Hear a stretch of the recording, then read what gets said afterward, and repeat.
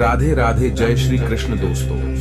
दोस्तों आज हम गरुड़ पुराण के कुछ खास बातें के बारे में जानेंगे। गरुड़ पुराण के अनुसार यमदूत मृतक को वैतरणी नदी पार करवाते हैं, रास्ते में यातनाएं देते जाते हैं, फिर नर्क में उन्हें उनके कर्मानुसार सजाएं दी जाती हैं, या फिर चित्रगुप्त उनके अच्छे कर्मों के अनुसार स्वर्ग में भेज देते हैं। इस्लाम में इसे जन्नत और दोजख कहा गया है, अंग्रेज इसे हेल और हेवन कहते हैं। प्रश्न उठता है कि जब मृत्यु के पश्चात शरीर को जला दिया जाता है या दबा दिया जाता है या उसका किसी अस्पताल में देह दान हो जाता है, तो उसे नर्क में गर्म तेल में तला कैसे जाता है, बेहोश होने तक पीटा कैसे जाता है, आग में जलाया कैसे जाता है, शारीरिक यातनाएं कष्ट कैसे दिए जा सकते हैं। स्वर्ग नर्क पर आधारित काफी समय पहले बड़े बड़े कैलेंडर करनी भरनी के नाम से आते थे, जिसमें नर्क की यातनाओं का बखूबी चित्रांकन किया जाता था। यहाँ गरुड़ पुराण तथा गीता में परस्पर विरोधाभास है।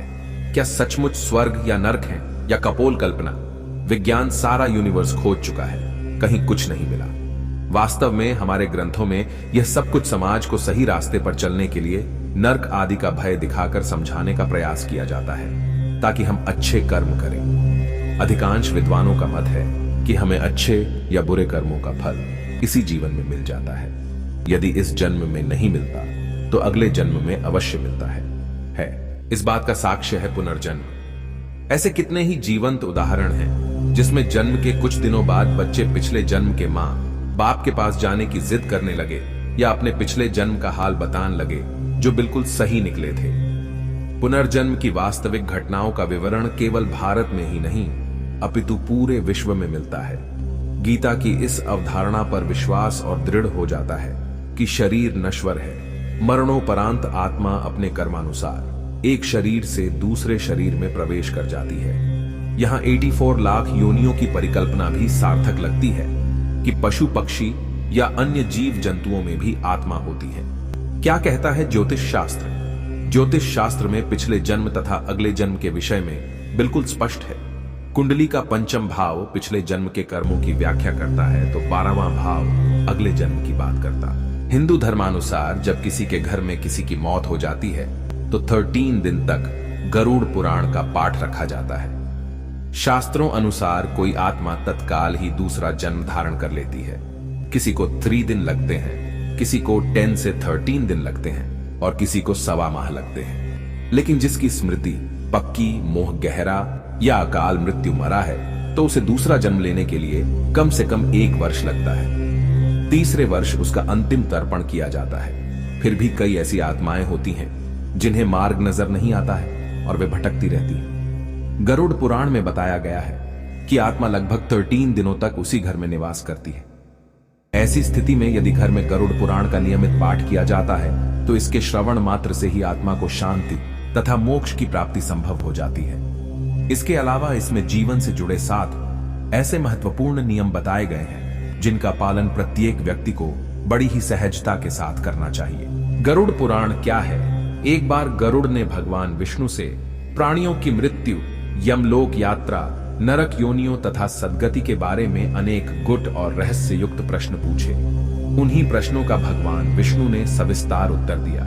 यह प्रश्न और उत्तर की श्रृंखला ही गरुड़ पुराण है। गरुड़ पुराण में स्वर्ग, नरक, पाप, पुण्य के अलावा भी बहुत कुछ है। उसमें ज्ञान, विज्ञान, नीति, नियम और धर्म की बातें हैं। गरुड़ पुराण में एक ओर जहां मौत का रहस्य है, जो दूसरी ओर जीवन का रहस्य छिपा हुआ है। गरुड़ पुराण से हमें कई तरह की शिक्षाएं मिलती हैं। गरुड़ पुराण में मृत्यु के पहले और बाद की स्थिति के बारे में बताया गया है। यह पुराण भगवान विष्णु की भक्ति और उनके ज्ञान पर आधारित है। प्रत्येक व्यक्ति को यह पुराण पढ़ना चाहिए। गरुड़ पुराण हिंदू धर्म के प्रसिद्ध धार्मिक ग्रंथों में से एक है। 18 पुराणों में से इसे एक माना जाता है। गरुड़ पुराण में हमारे जीवन को लेकर कई गूढ़ बातें बताई गई हैं, जिनके बारे में व्यक्ति को जरूर जानना चाहिए। क्यों सुनाते हैं इसे मृत्यु के बाद? 1. गरुड़ पुराण में मृत्यु के पहले और बाद की स्थिति के बारे में बताया गया है, इसीलिए यह पुराण मृतक को सुनाया जाता है। 2. 13 दिनों तक मृतक अपनों के बीच ही रहता है। इस दौरान गरुड़ पुराण का पाठ रखने से वह स्वर्ग, नरक, गति, सदगति, अधोगति, दुर्गति आदि तरह की गतियों के बारे में जान लेता है। 3. आगे की यात्रा में उसे किन किन बातों का सामना करना पड़ेगा, कौन से लोक में उसका गमन हो सकता है, यह सभी वह गरुड़ पुराण सुनकर जान लेता है। 4 जब मृत्यु के उपरांत घर में गरुड़ पुराण का पाठ होता है तो इस बहाने मृतक के परिजन यह जान लेते हैं कि बुराई क्या है और सद्गति किस तरह के कर्मों से मिलती है, ताकि मृतक और उसके परिजन दोनों ही यह भली भांति जान लें कि उच्च लोक की यात्रा करने के लिए कौन से कर्म करना चाहिए। 5 गरुड़ पुराण हमें सत्कर्मों के लिए प्रेरित करता है। सत्कर्म और सुमति से ही सद्गति और मुक्ति मिलती है। 6 गरुड़ पुराण में व्यक्ति के कर्मों के आधार पर दंड स्वरूप मिलने वाले विभिन्न नरकों के बारे में बताया गया है। गरुड़ पुराण के अनुसार कौन सी चीजें व्यक्ति को सद्गति की ओर ले जाती हैं, इस बात का उत्तर भगवान विष्णु ने दिया है। 7 गरुड़ पुराण में हमारे जीवन को लेकर कई गूढ़ बातें बताई गई हैं, जिनके बारे में व्यक्ति को जरूर जानना चाहिए।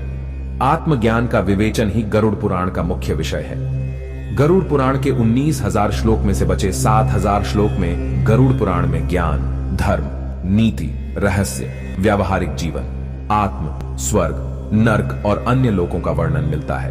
8 इसमें भक्ति, ज्ञान, वैराग्य, सदाचार, निष्काम कर्म की महिमा के साथ यज्ञ, दान, तप, तीर्थ आदि शुभ कर्मों में सर्वसाधारण को प्रवृत्त करने के लिए अनेक लौकिक और पारलौकिक फलों का वर्णन किया गया है। यह सभी बातें मृतक और उसके परिजन जानकर अपने जीवन को सुंदर बना सकते हैं। 9 इसके अतिरिक्त इसमें आयुर्वेद, नीतिसार आदि विषयों के वर्णन के साथ मृत जीव के अंतिम समय में किए जाने वाले कृत्यों का विस्तार से निरूपण किया गया है। 10 कहते हैं कि गरुड़ पुराण का पाठ सुनने से ही मृतक आत्मा को शांति प्राप्त होती है और उसे मुक्ति का मार्ग पता चल जाता है। वह अपने सारे संताप को भूलकर प्रभु मार्ग पर चलकर सद्गति प्राप्त कर या तो पितृलोक में चला जाता है या पुण्य मनुष्य योनि में जन्म ले लेता है। उसे प्रेत बनकर भटकना नहीं पड़ता है। नरक गरुड़ पुराण में 84 लाख नरक का वर्णन बताया गया है और इनमें से 16 नरक को घोर नरक बताया गया है। गीता में भगवान कृष्ण ने कहा है, नैनम छिंदन्ति शस्त्राणि नैनम दहति पावका न चैनम क्लेदयन्त्यापो न शोषयति मारुतः। अर्थ, श्री कृष्ण कहते हैं कि हे अर्जुन, ये आत्मा अजर अमर होती है। इसे ना तो आग से जला सकते हैं और ना ही पानी भिगो सकते हैं और ना ही हवा इसे सुखा सकती है और ना ही कोई अस्त्र शस्त्र इसे काट सकता है। आत्मा का विनाश कोई नहीं कर सकता है। यह शरीर विनाशी है और आत्मा अविनाशी। जन्म या मृत्यु सिर्फ शरीर का होता है, आत्मा का नहीं। आत्मा को दुनिया के किसी भी अस्त्र शस्त्र से न तो काटा जा सकता है और न ही इसे अग्नि में जलाकर नष्ट ही किया जा सकता है। यहां भगवान श्री कृष्ण के कहने का तात्पर्य यह है कि मानव जिसे जन्म या मृत्यु समझता है, वास्तव में ऐसा कुछ भी नहीं होता है। जन्म या मृत्यु सिर्फ इस नश्वर शरीर का होता है। आत्मा तो जन्म मृत्यु से परे है। आत्मा अजर अमर और शाश्वत होती है।